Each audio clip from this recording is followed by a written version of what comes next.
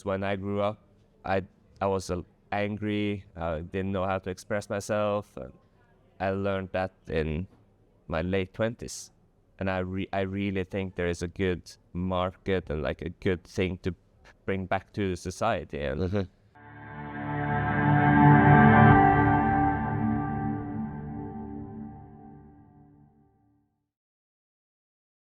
Kendal Mountain Festival. Hello.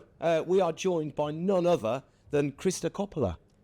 Did I say that right? yeah, that's perfect. I'm from Birmingham, so I struggle with anybody's names other than my own. Yeah. Krister Kopala from Norway, from Tromsø. Yeah. How's your festival been? Oh, it's a lot of people here. It's super cool to just catch up with a lot of people I've only seen on Instagram, and like all the movies happening. We showed my movie The White Giant yesterday on Snow Night. It was insanely good. What was that like? The whole scene with a lot of people, a lot of movies, you as a speaker telling jokes. No, it was so good. It's something else watching videos on a big screen with a good surround system, like speakers and just a lot of people, brings more energy to it. I'm not giving it the big I am by any stretch, but back in the day I used to make snowboard films myself. I used to make British snowboard movies, and for me it was always seeing it on the big screen, and it had that extra dimension. And I think we can all be a bit guilty now of sitting there on the toilet, on your phone, on Instagram, going through all these amazing clips, but to see it big, to see it in full 4K. I mean, hear the people shout, hear the people clap, yeah, hear the and like you guys had so many good movies yesterday. It wasn't about doing the triple corks or doing the most extreme tricks. It's like one video I really liked was like the left and right, just about turning. Yeah, just the art of turning, the science behind it, and like talking about it. It was insanely good. So for those that haven't seen it, The White Giant is on YouTube. You can watch it, but talk us through it. What's it all about? The White Giant, like the pitch was, I want to tell my story from the big mountains, skiing the biggest line in the Lyngen Alps, Jiehkkevárri South Face. The South Face is a climbing route, and I've been skiing with Nikolai Schirmer, my good friend. He's a skier, a really good filmmaker, but I felt like I wanted to do something for my own. I want to make my own movie. I want to take the camera where nobody is taking the camera, like in the steeps, because it's so hard to film a big face. Like you fly out the drone, but the drone can't descend forever. So we had one drone on top, one drone at the bottom. We walked in from the west side. The filmer, the photographer, and one filmer walked in from the east side. So it was just like a whole expedition kind of thing, filming it. But it's about me riding 3 big lines on the biggest mountain in the Lyngen Alps. Jiehkkevárri, it's called. Now, I'll put this into some context for you. When he says just riding 3 lines, these aren't kind of just normal lines. These are crazy, crazy steep lines. And actually, I was laughing before we started recording this. We were laughing because not only are you riding stuff that is bordering on vertical, which is dangerous enough, you're also riding with 2 ice picks, which I think is rather dangerous. 2 ice picks and ski boots. Yeah. And even more dangerous. Let's go there. You are in ski boots now. We touched on it last night, but what is it behind riding in hard boots? Because I think that'd make it even more dangerous. Exactly. Even harder. Yeah, I know. It was harder at first, but then like I get used to it. Yeah. Or you get used to it. But for me, walking 100,000 verts a year or a season, my ankles, my knees, my hips were starting to hurt. Like traversing on a soft boot on hard snow. That's not fun. That's not the best. So I've tried a lot of ski boots, but now with the key equipment boots, they are a snowboard boot made from the bottom up. So it's basically a soft boot in a hard shell with all a lot of lateral flex, forward flex. You can have it soft, you can have it stiff. It weighs as much as a soft boot. It's as warm as a soft boot. So for me, it was just an obvious thing to ride. Cool. And like going from, for example, from toe edge to heel edge, like the response is so good because the power just goes straight down to the board. It doesn't go through a fabric in the shoe, the high back, high all back, the plastic, binding, heel cup. So Yeah, it's just, and you're there. amazing. Yeah, it's super, and it's nice. I'm doing a lot of like steep skiing with crampons. You can have the fully automatic crampons and just trying to be as fast as possible. Wicked. Yeah. In the movie, and again, no spoilers really. We'll try not to spoil it. Go and watch it. I implore you. It is a brilliant, brilliant film. But in the movie, you're trying to tackle a certain face, a certain route.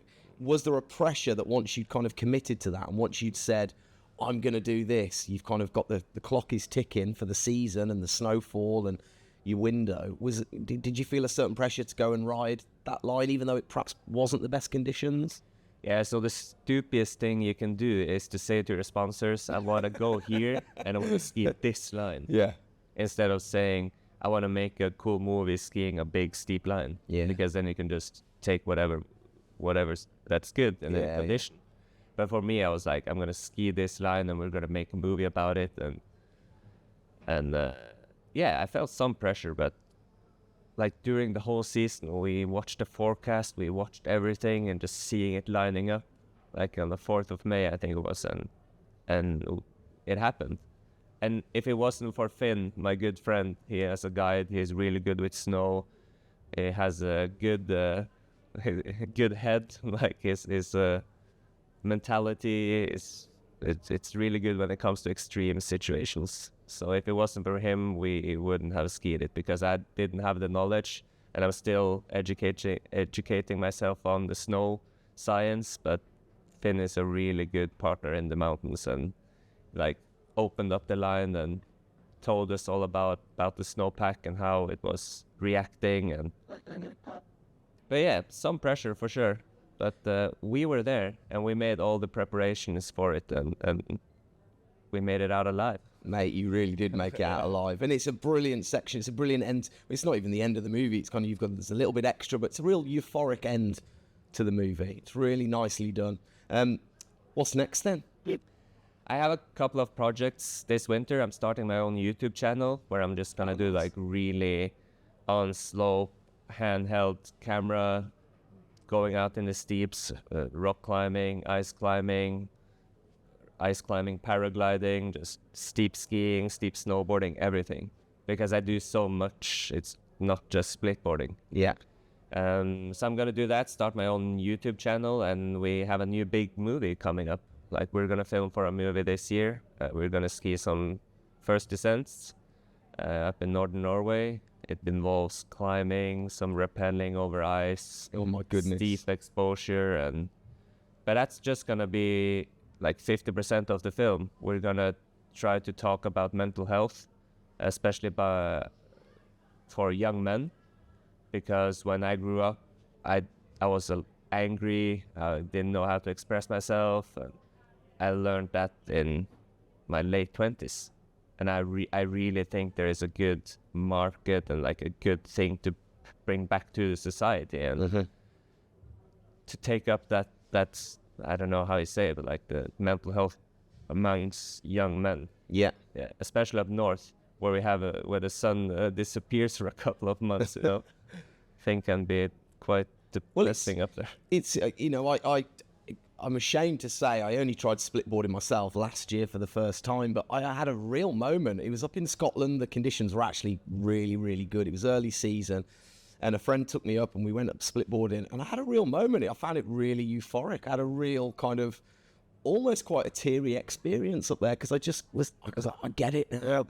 You feel so much more connected. You feel so much more free, and without getting too deep, but it's something everybody should try, shouldn't they? Get out there, get on your splitboard, just get into the mountains. It's really good for the body and the soul. I think it's a lot of people. It's different kinds. Like someone go to the gym or someone takes a coffee just to get that calmness, that good feeling in your body. And for someone, it's going out in the mountains. But it's like, look at the science behind it, like how much being out gives you from the nature, and just being out there, smelling, seeing, touching, everything. I get what you're saying. It's really nice to just relax and land and be out there. And know that you're not the boss in the mountains. Just, Oh, I'm just far from visiting. Be kind. be nice to me, please. Krister, it's been an absolute pleasure. Enjoy the rest of your Kendall Mountain Festival. Have you got any plans? Is there anything you want to see and do before you head Today, I'm all booked up from 12 o'clock to 5 o'clock. Okay. Hear Graham Zimmerman talk about his journeys climbing, 25 years of Leo holding, Adra, the world premiere. So I recommend everyone who has a chance to come because there is so much stuff happening and so many people here. There you go. It's All right. Yeah. Well, hopefully we'll see you next year with your new movie. Congratulations on Hopefully. White Giants. Thank Brilliant watch. I implore you to go find it out and obviously subscribe to his brand new channel while you're there. Krister, thank you. Thank you.